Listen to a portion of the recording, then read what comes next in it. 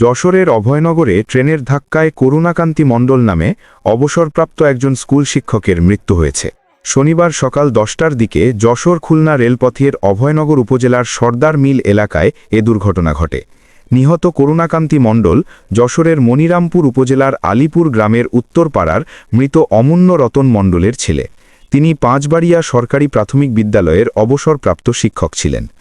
প্রত্যক্ষদর্শীরা জানান, সকাল 10টার দিকে সর্দার মিল এলাকায় একজন বৃদ্ধ রেল লাইনে হাঁটছিলেন।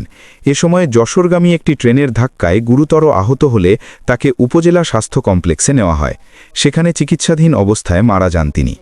নিহতের ছেলে গৌরকান্তি মণ্ডল জানান, তার বাবা মনিরামপুর উপজেলার পাঁচবাড়িয়া সরকারি প্রাথমিক বিদ্যালয়ের শিক্ষক ছিলেন। অবসর গ্রহণের পর মানসিক রোগে আক্রান্ত হয়ে কয়েকবার নিখোঁজ হয়েছেন তিনি।